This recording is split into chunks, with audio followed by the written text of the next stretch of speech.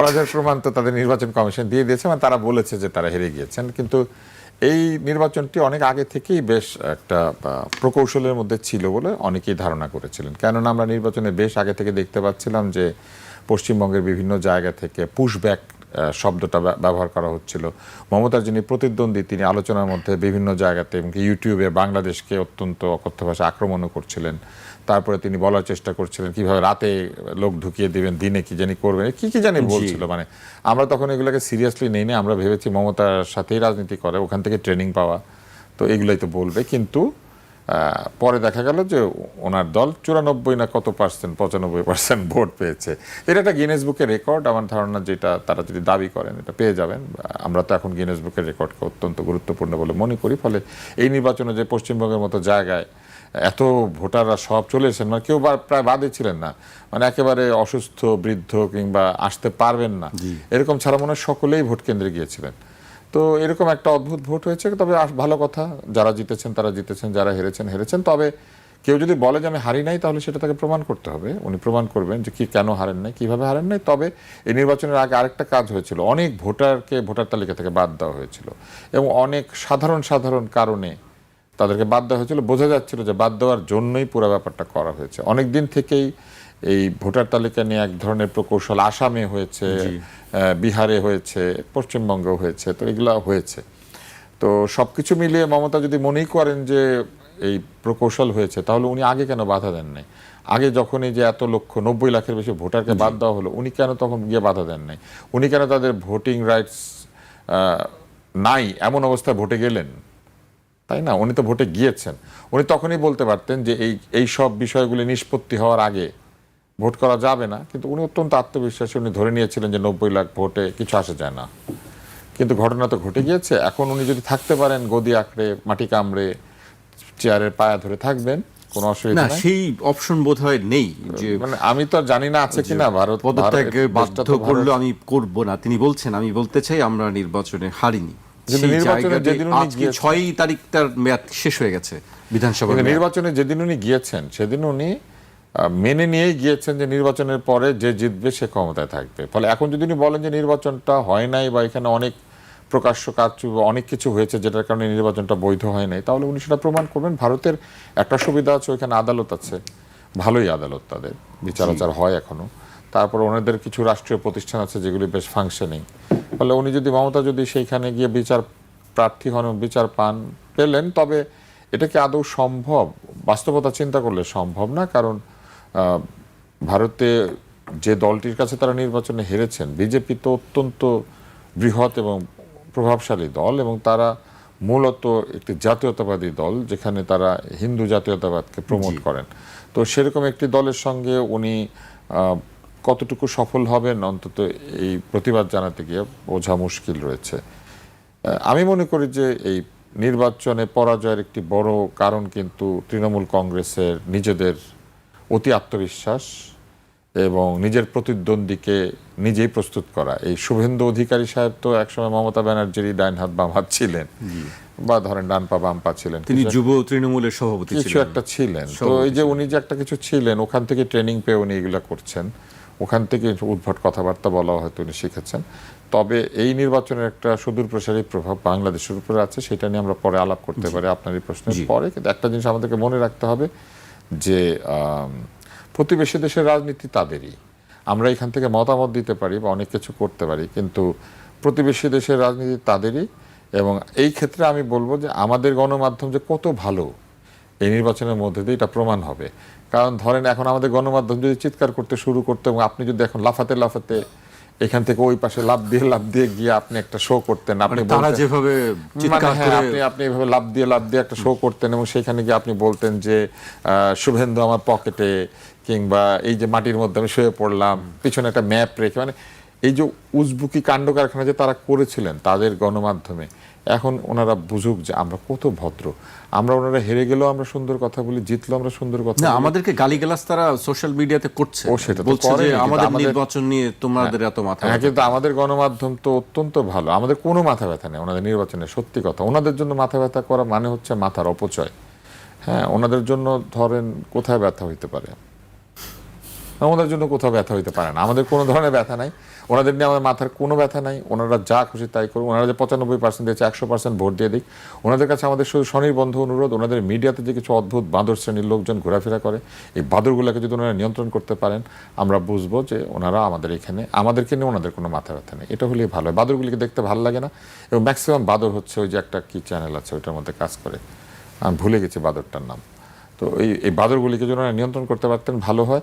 আমি খুব দেখতে চাই যে এখন এই বাঁদরগুলা কি করেন, ওনাদের মিডিয়ার যে বাঁদরগুলি আছে, যেগুলি আমাদের নির্বাচনের সময় ডাইন কাত বাম কাত চিত উপর নিচ হয়ে যায়, আমাদের নামে লড়াই করতে থাকেন, এবং বাঁদর বলা ঠিক হয় না, মানে তাদের সব আগ্রহ বাংলাদেশের বাঁদর না, হনুমান বললে ভালো ছিল। মানে হনুমানগুলিকে আমার খুব এখন দেখতে ইচ্ছা করে যে তোমাদের দেশের নির্বাচন নিয়ে তোমরা এখন হনুমানগিরি করো প্লিজ। জি, তুষার ভাইয়ের কাছে আসবো আমি। এ পর্যায়ে অ্যাডভোকেট শাহ মাহফুজুল হকের কাছে আসতে চাই। আপনি রাজনীতিবিদ হিসেবে নিজের রাজনীতির সঙ্গে জড়িত আছেন সক্রিয়ভাবে, এবং জামায়াত ইসলামের সঙ্গে আছেন আপনি। ধর্মীয় দিক থেকে বা জামায়াত ইসলামের পক্ষ থেকে আপনি এই বিষয়টিকে কিভাবে দেখছেন? আমরা জানি যে বিজেপি জাতীয়তাবাদী রাজনীতি করে, হিন্দুত্ববাদী রাজনীতি করে। সেক্ষেত্রে কি মনে হয় প্রভাবটা কি পড়তে পারে? পশ্চিমবঙ্গের এই ফলাফলের প্রভাব কি বাংলাদেশে পড়বে? জি, ধন্যবাদ আপনাকে, আপনার মাধ্যমে একুশে টেলিভিশনের সম্মানিত দর্শক শ্রোতা মণ্ডলী এবং সহ আলোচক সহ সবাইকে স্বাগত জানাচ্ছি আজকের আলোচনায়। বিষয়টা এখন তো ভারতের নির্বাচন খুবই আলোচিত, এবং শুধু বাংলাদেশে না, মনে হয় সারা পৃথিবীতে আলোচনা হবে। বিশেষ করে যেহেতু ওনাদের একটা ভারতের নির্বাচন, ভারতের গণতন্ত্র, এসব নিয়ে অনেক মানে গর্ব অহংকার অনেক কিছু আমরা দেখতাম, শুনতাম, মনে করতো, মানুষ বলতো যে মডেল।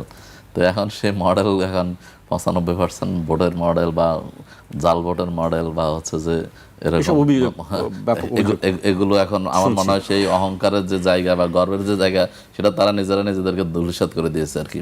বৃহত্তম গণতান্ত্রিক রাষ্ট্র, এখন তাদের মানে বিধানসভার যিনি মুখ্যমন্ত্রী ছিলেন তিনি বলতেছেন যে না, এটা জালিয়াতির নির্বাচন, এটা অবিশ্বাস্য নির্বাচন, এটা মানে না, এবং তাদের সেটাকে আবার জাতীয় নেতৃবৃন্দ এবং জাতীয় দল যে অন্যান্য দল তারাও সাপোর্ট দিচ্ছে যে না, এটা ঠিকই আছে, এটা এটাই হয়েছে। তো এখানে কারণও আছে অনেকগুলো।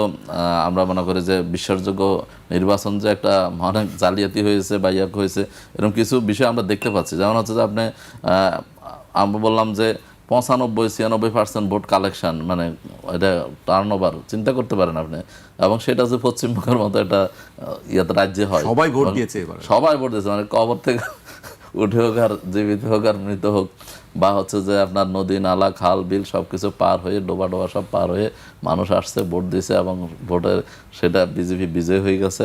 এবং এখানে কিছু মানে নির্বাচনের আগে বোঝা যাচ্ছিল যে পরিকল্পিত বা যেহেতু কেন্দ্রীয় সরকার যে পশ্চিমবঙ্গকে টার্গেট করেছে, এবং সেটার জন্য কারণও আছে। আমি মনে করি যে ইতিমধ্যে বাংলাদেশে আলোচিত হচ্ছে যে আমাদের বিগত 17 বছর আমাদেরকে যারা এই ভোটার অধিকার থেকে বঞ্চিত করেছে, বাংলাদেশে কারচুপির নির্বাচন বা দিনের ভোট রাতে করার যে অভিজ্ঞতা, বা হচ্ছে যে আমিডামি নির্বাচন, বা সেই নির্বাচনের অভিজ্ঞতা সম্পন্ন লোক আমাদের ফ্যাসিস্ট শেখ হাসিনা কিন্তু এখন ভারতে দিল্লিতে আছেন, এবং নরেন্দ্র মোদীর খুব কাছাকাছি আছেন বলে আমার মনে দেখতেছে, আলোচনা হচ্ছে বিভিন্ন জায়গায়।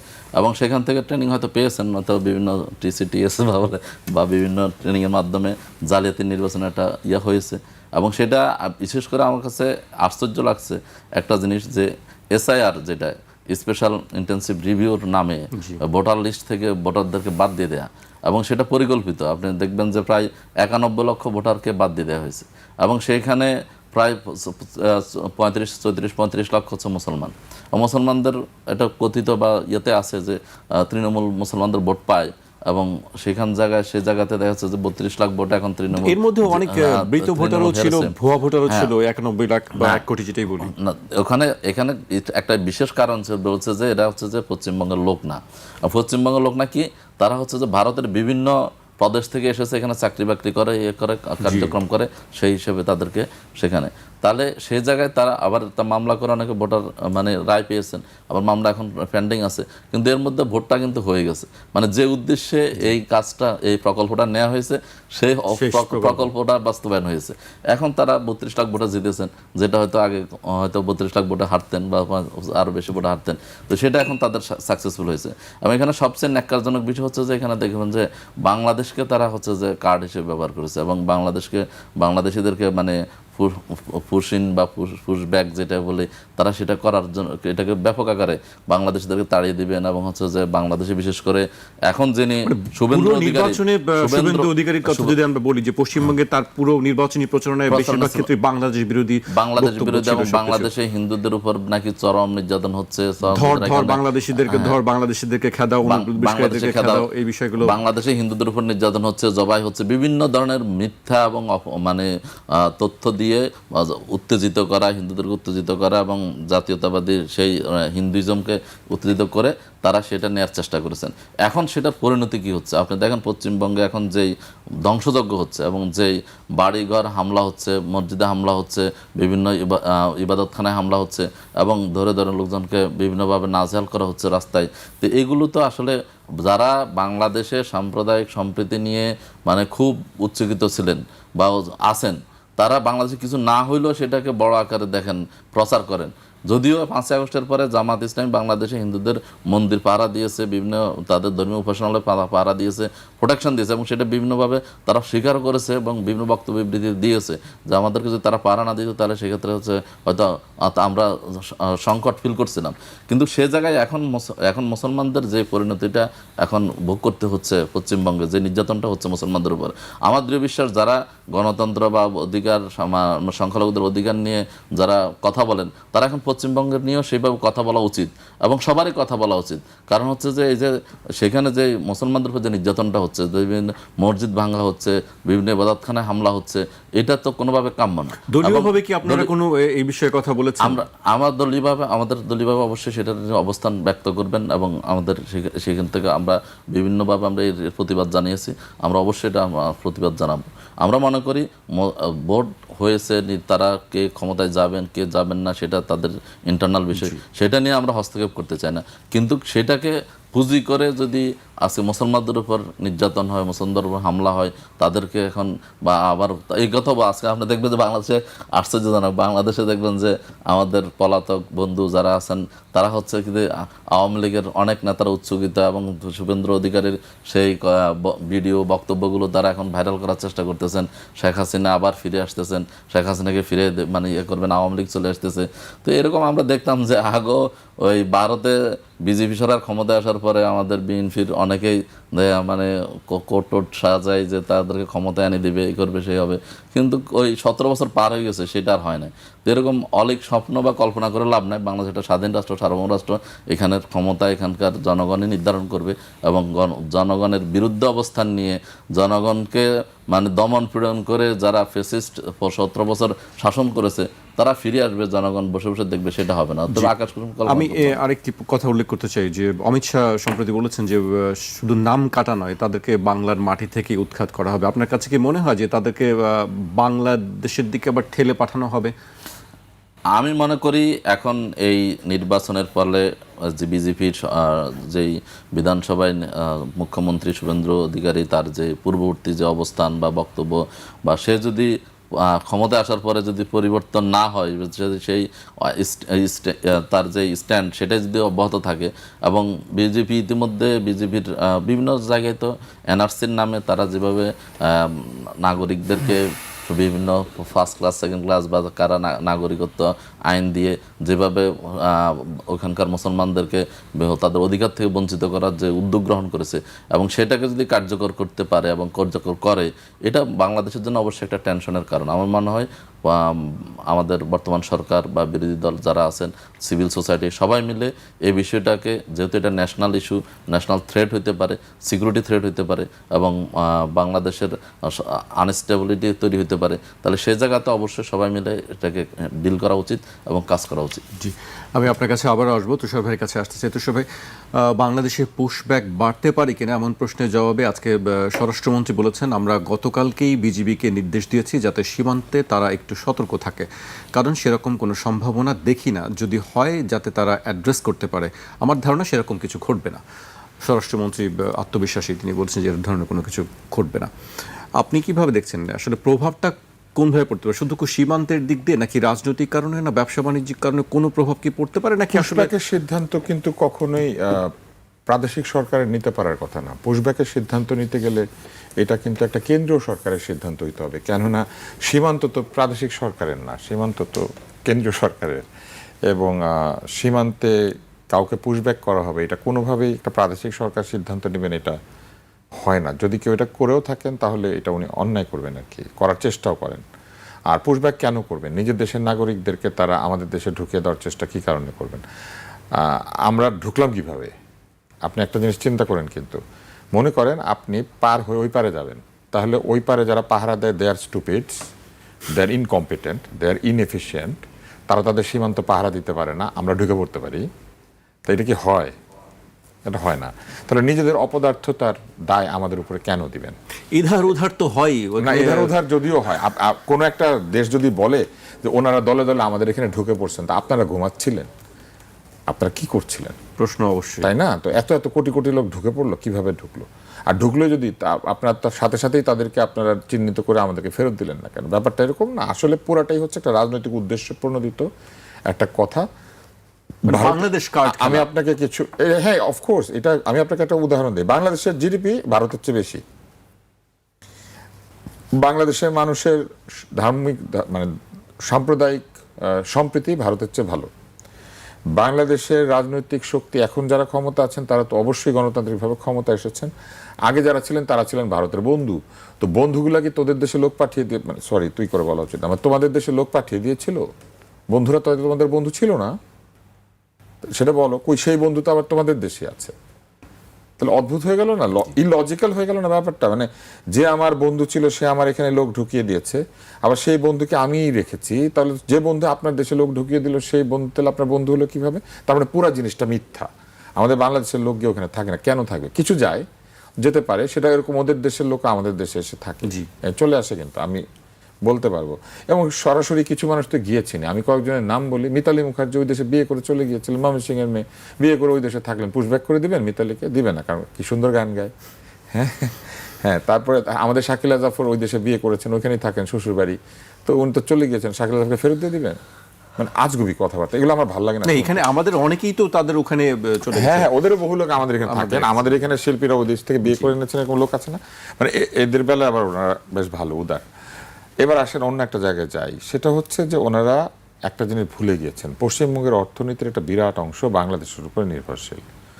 শুভেন্দু অধিকারীর যে শহরটা, এই যে কলকাতা শহর, এই শহরের যে স্বাস্থ্য বিষয়ক যে প্রতিষ্ঠানগুলি, এর অর্ধেকের বেশি রোগী বাংলাদেশ থেকে যায়।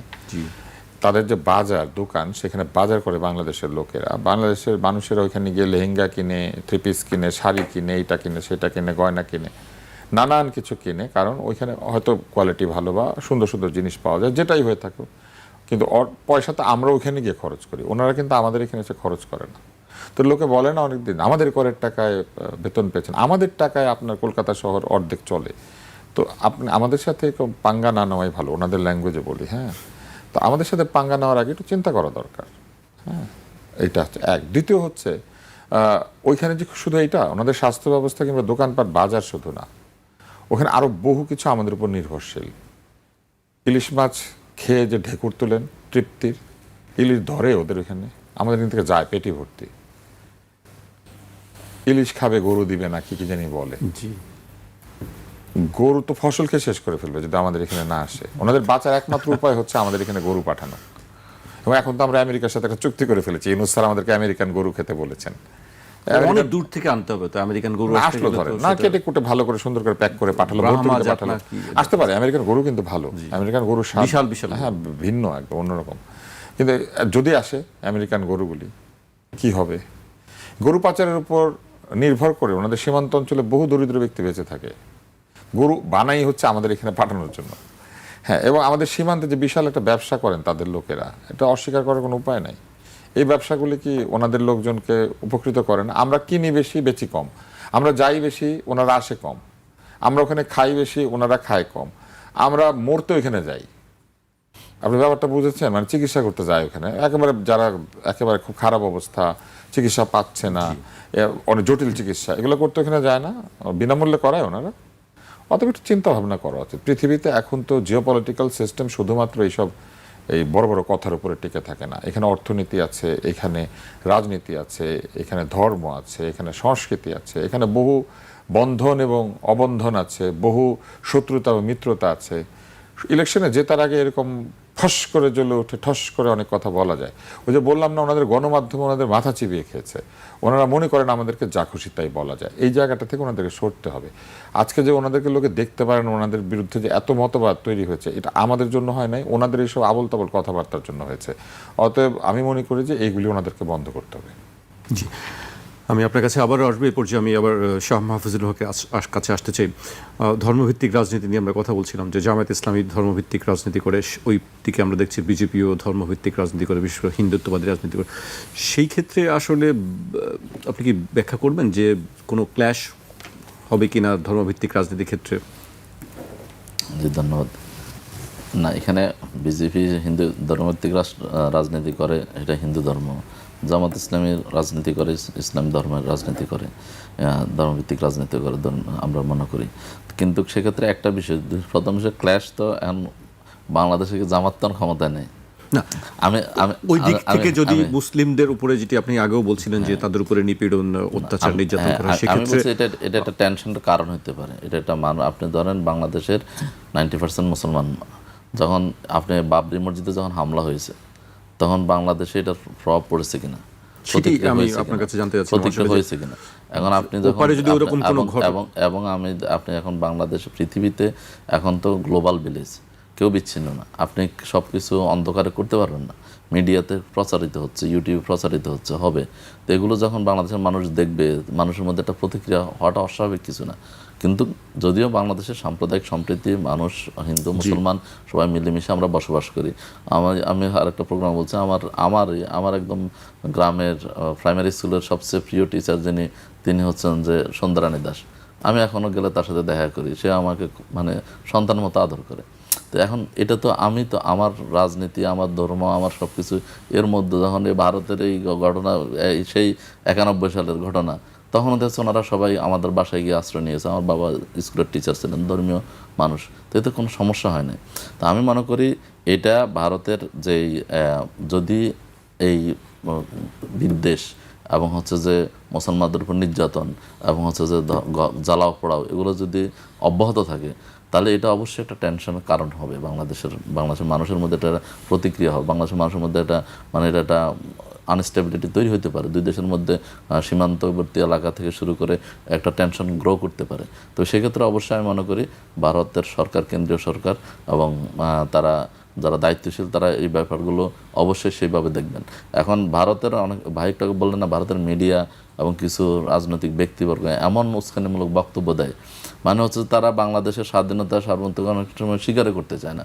মানে দয়া করছে, তারা আমাদেরকে 71 সালে দয়া করে স্বাধীনতা দিয়েছে, এই জন্য তারা মনে করে যে আমরা তাদের মতো করে চলতে হবে, তাদের ভাষায় কথা বলতে হবে, তারা যা বলবে, যা নির্যাতন করবে, জুলুম করবে, আমাদের সেগুলোকে আমাদের মেনে নিতে হবে, কিছু করার না। এটা তো ভুল। এই চিন্তা করলে তারা বোকা সড়ক বসবাস করে। কারণ হচ্ছে যে বাংলাদেশ কখনো কারো আধিপত্য মেনে নেয় নাই, কারো কাছে মাথা নত করে নাই। এখানে বাংলাদেশে এখন পৃথিবীর আপনি গ্লোবাল সিনারিও দেখেন, আমেরিকা কত বড় রাষ্ট্র, কত পাওয়ারফুল রাষ্ট্র, তো ইরান কি তাই বলে কি মাথা নত করে দিয়েছে? তাই বলে কি সব কিছু মেনে নিয়েছে? অতএব এরকম যদি চিন্তা করেন, আমরা শুভেন্দু অধিকারী যেভাবে বলতেন বাংলাদেশে গাজা বানায় ফেলবেন, বাংলাদেশে ওই করবেন, সে করবেন, এইসব চিন্তাভাবনা বাদ দিয়ে একজন ভালো প্রতিবেশী হিসেবে, বন্ধু রাষ্ট্র হিসেবে জনগণের যে আস্থা অর্জন করার, ভারতের সমস্যাটা এই জায়গায়। বা আপনি দেখবেন যে ভারতের পার্শ্ববর্তী যে দেশগুলো আছে, কারোর সাথে তাদের হিন্দু রাষ্ট্র, নেপাল 100% হিন্দু রাষ্ট্র, তাদের সাথে ভারতের সম্পর্কটা কী? শ্রীলঙ্কার সাথে তাদের সম্পর্কটা কী? তাহলে শুধু পাকিস্তান এবং বাংলাদেশের সাথে সমস্যা, এই বিষয়টা তো এরকম না। তাদের প্রতিবেশী কোনো রাষ্ট্রের সাথে তাদের সম্পর্ক ভালো না। চাইলে তো তারা আজকে যদি ইউরোপীয় ইউনিয়ন যদি বর্ডারলেস মার্কেট তৈরি করতে পারে, তাহলে আমাদের এই সার্কের মাধ্যম দিয়ে এই সাউথ এশিয়াতে তো হওয়ার কথা ছিল, কিন্তু হয় না কেন? কারণ হচ্ছে তারা হচ্ছে যে অন্য কারো স্বাধীনতা, সার্বভৌমত্ব, যে সমতার ভিত্তিক যে সম্পর্ক, সেটা তারা বিশ্বাস করে না। তারা এগুলোকে গ্রাস করতে চান। তারা এগুলোকে হচ্ছে যে গ্রেটার ইন্ডিয়া, সে মহাভারত, সে স্বপ্ন দেখেন। তো এই স্বপ্ন দেখলে আপনি সবসময় একটা নিজের একটা বড় ভাই সুলভ আচরণ, এটা মানুষ কিন্তু এখন মেনে নেয় না, মানুষ এগুলো দেখতে চায় না।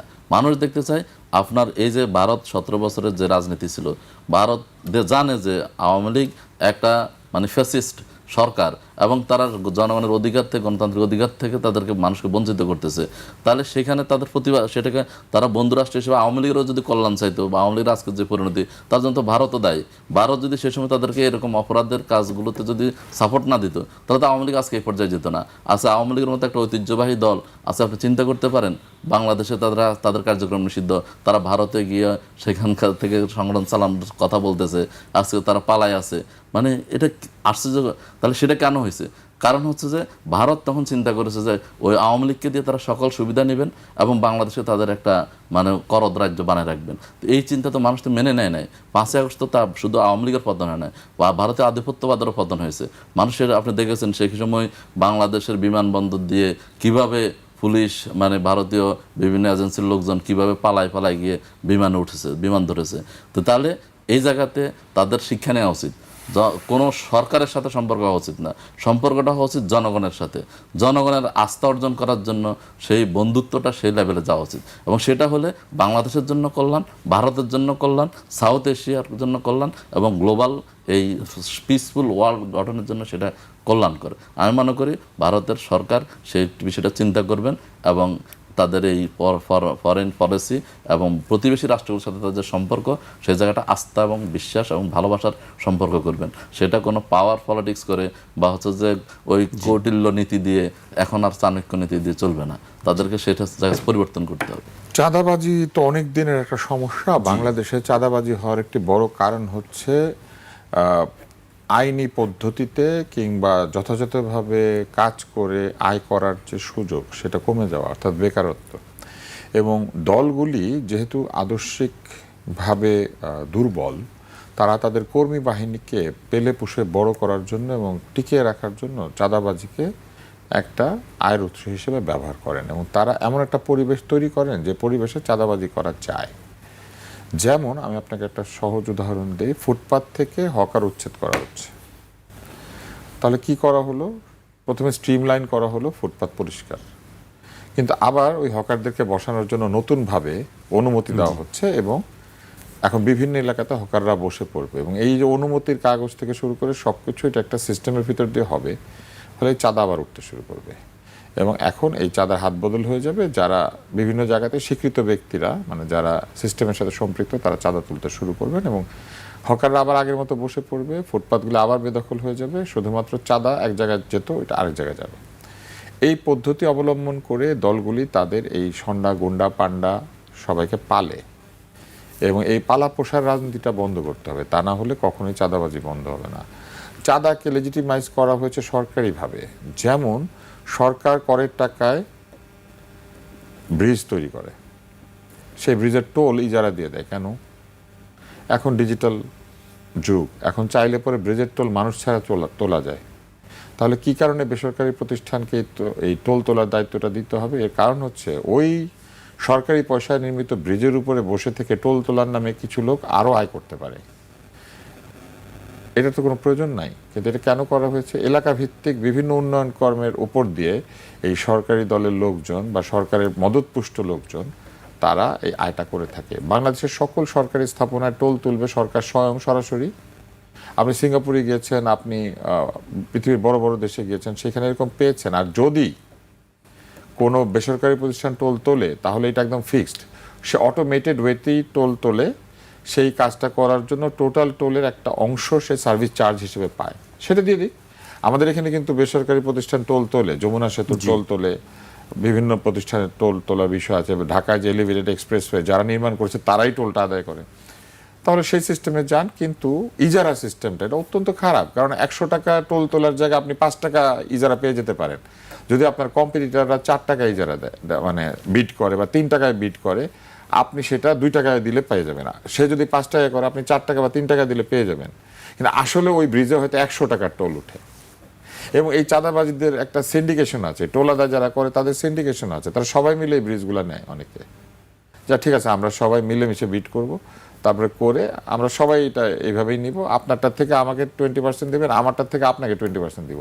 এই কথাগুলো সত্য, এগুলো মিথ্যা না। কারণ আমি সরকারি সিস্টেমকে কাছে থেকে দেখেছি, কিন্তু জীবনে আমি কোনোদিন সরকারের কোনো কাজের অংশীদার হই না, ওই অর্থে যে আমি কোনো টেন্ডার বাণিজ্যে নাই, আমি কখনো কোথাও গিয়ে কোনো লাইসেন্স পারমিট কোনো কিছুর জন্য আবেদন করি নাই। ব্যবসা করছি শুধু ট্রেড লাইসেন্স, এটা নিতে হয়, নিয়েছি, কিন্তু কখনো আমি কোনো সরকারি এক্সচেকার থেকে টাকা নিই নাই, সরকারের কোনো কাজ পয়সার বিনিময় করি নাই। এখন আসেন, এটা কেন তাইলে সরকার কেন এটা করছে? কারণ এলাকা ভিত্তিক এই গুন্ডা পালার একটা উপায় হচ্ছে গরুর হাটি যারা দেওয়া, বাজার ইজারা দেওয়া।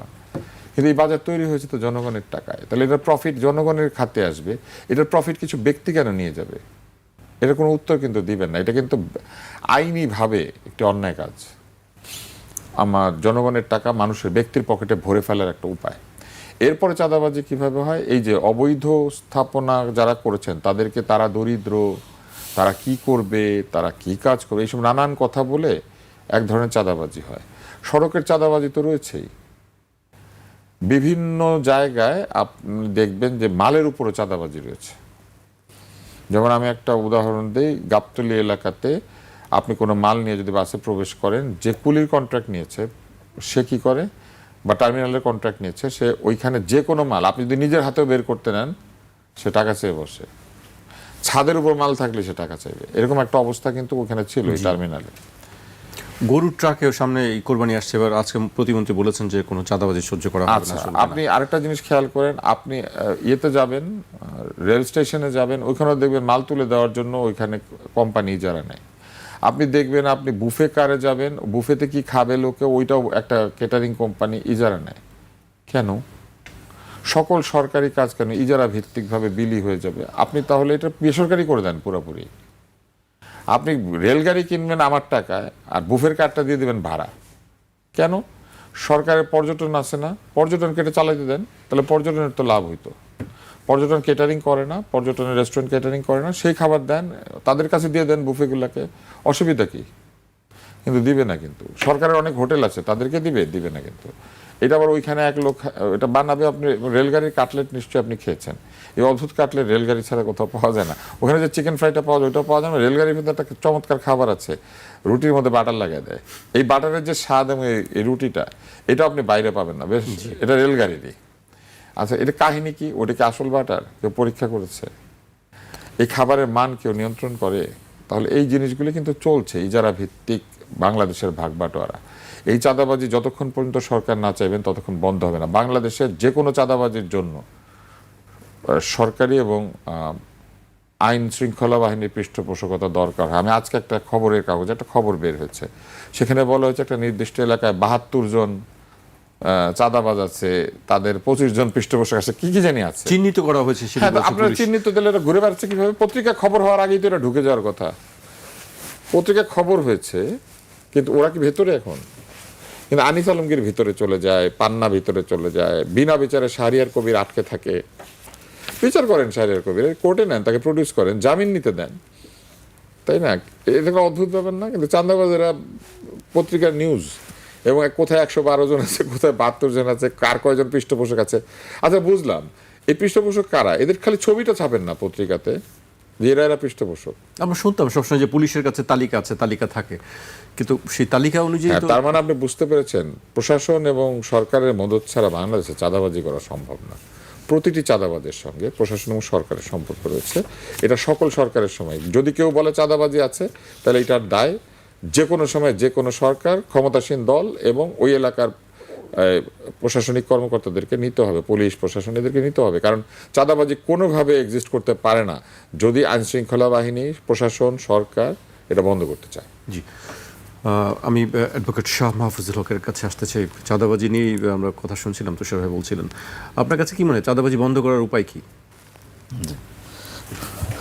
আমি আসলে এটা আমাদের একটা জাতীয় সমস্যা, আমি মনে করি চাঁদাবাজি এটা জাতীয় সমস্যা হিসেবে দেখা উচিত, এবং এটাকে মানে দলীয় বিবেচনায় দলীয় বিবেচনায় না নিয়ে, মানে এটাকে দলীয় বিবেচনায় না নিয়ে এটাকে একটা জাতীয় সমস্যা হিসেবে চিহ্নিত, এটা সমাধান করা উচিত। কারণ হচ্ছে যে আপনি দেখবেন যখন চাঁদার কারণে কি হয়, চাঁদার কারণে আপনার দ্রব্যমূল্যের দাম বেড়ে যাচ্ছে, চাঁদার কারণে হচ্ছে যে খুন হচ্ছে, আপনার সোহাগকে পুরান ঢাকায় পাথর মেরে হত্যা করতে আমরা দেখলাম, চাঁদা দিতে সে অস্বীকার করেছে। তো এইভাবে মানে চাঁদার কারণে খুন খারাপই হচ্ছে। চাঁদার আন্ডারওয়ার্ল্ড, ঢাকা শহরের আন্ডারওয়ার্ল্ড থেকে শুরু করে মানে যে অপরাধ চক্র গড়ে উঠতেছে, এবং রাজনীতি, এটাকে অনেকেই রাজনীতিবিদরা এটাকে ইউজ করে এবং এটা পালে, এবং তাদেরকে এই কী কারণে তারা দেখা যাচ্ছে পড়া নাই, লেখা নাই, কোনো নাই, তার কোনো পেশা নাই। তার পেশা হচ্ছে কি, সে হচ্ছে যে বিভিন্ন এলাকা নিয়ন্ত্রণ করে, চাঁদা উঠায়, উঠায়, এগুলো, এবং এগুলো নিয়েই তখন খুন খারাপি থেকে শুরু করে এই জায়গাগুলো হয়। তো চাঁদাবাজি শুধু চাঁদাবাজি না, চাঁদাবাজির কারণে আজকে আপনার এই আপনার সমস্যাগুলো হচ্ছে যে সন্ত্রাস এবং হচ্ছে খুন, তারপর হচ্ছে যে বিভিন্ন যে অপরাধ চক্র গড়ে উঠতেছে। তো এই জায়গাটা যদি আপনি সরকার যদি চায় এটাকে নিয়ন্ত্রণ করতে পারে, এবং সরকারকে সেই জায়গাকে প্রায়োরিটি দিয়ে নেওয়া উচিত। আপনি দেখেন এখানে চাঁদাবাজির অনেকগুলো কারণ আছে।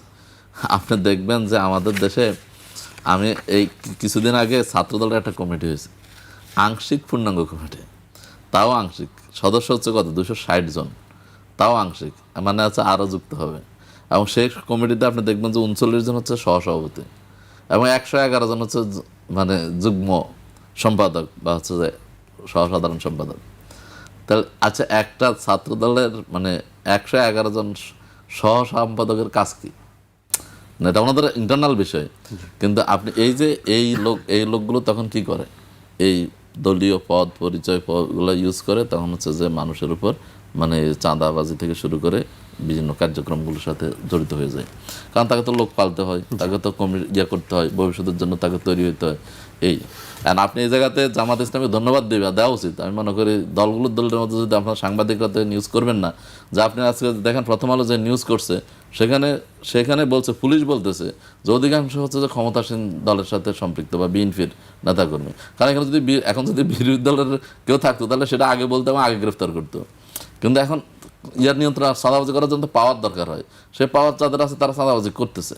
এবং এখানে আপনি দেখবেন যে আপনি ছাত্র শিবির বা জামাত ইসলামীর রাজনীতি যারা করে তাদের আপনি অনেকে এই একটা বিষয় মানে কন্টেম্পোরারি গুপ্ত বলে। ওই দিন আমি একজন যে সময় গুপ্ত বলেন কেন, বলে যে আপনাদের কমিটির নাম প্রকাশ করে নাই। কেন কমিটির নাম প্রকাশ করে নাই? ছাত্র শিবিরের কেন্দ্রীয় কমিটি হচ্ছে 40 সদস্য বিশিষ্ট। আপনার নাম প্রকাশ আপনার কি আমার কত কর্মী আছে সব কর্মীর নাম কি আপনি প্রকাশ করে দেবেন? আপনার তো মানে সব কর্মীর নাম কি কেউ প্রকাশ করে? কোনো দলের ইয়েতে আছে যে আমার এই এলাকায় এত কর্মী আছে, এটা ওয়েবসাইটে দিয়ে দিলাম, এটাই করে? কি করে তারা এই যে 360 সদস্য বিশিষ্ট বা 260 সদস্য বিশিষ্ট কমিটির নাম প্রকাশ করে। তাদের কমিটি আর জামাত ইসলামী বা ইসলামী ছাত্র শিবিরের কমিটিতে এক না। তাহলে জামাত ইসলামের আপনি এখন পর্যন্ত আপনি যারা আপনি যদি আজকে এই কারণ বাজারের কথা বলেন, কারণ বাজারে বা হচ্ছে আশেপাশে যে এলাকাগুলো আছে, আপনি যান সাক্ষাৎকার নেন, দেখবেন কাদের নাম বলে। এবং সেটা হয়তো এমনও কথা আছে যে হচ্ছে আওয়ামী লীগ বা ছাত্রলীগ বা যারা হচ্ছে যে কেউ আগে 60% নেয়, পরে 40%, 60-40, আবার ক্ষমতার হাত বদল হলে লোক চেঞ্জ হয়, কিন্তু হচ্ছে বাঘ সবাই পায়। তাহলে এই যে ইন্টারনালি যে সমঝোতার মাধ্যম দিয়ে যে চাঁদাবাজি, এটা বন্ধ না হলে রাজনীতির গুণগত মান পরিবর্তন হবে না এবং মানুষের ভোগান্তির শেষ হবে না। মানুষ কিন্তু এই ভোগান্তি থেকে মুক্তি পাওয়ার জন্য 5ই আগস্ট যে বিপ্লব হয়েছে, বাংলাদেশের গণঅভ্যুত্থান হয়েছে, নতুন একটা রাষ্ট্র কাঠামো এবং নতুন একটা রাজনীতি, নতুন ধারার রাজনীতি চালু করার জন্য, সেই জায়গায় যদি আমরা যেতে না পারি তাহলে রাজনৈতিক দলগুলো এটার খেসারত দিবে এবং সেটা অতীত দিয়েছে। যারা এটাকে লালন পালন করেছে, এখনও যারা লালন পালন করবে তাদেরকে দিতে হবে। এবং এই চাঁদাবাজি অবশ্যই বন্ধ হওয়া উচিত এবং চাঁদাবাজদেরকে আইনের আওতায় আনা উচিত, তাদেরকে চিহ্নিত করে তাদেরকে গ্রেফতার করে এবং এটাকে মূলোৎপাটন করা উচিত।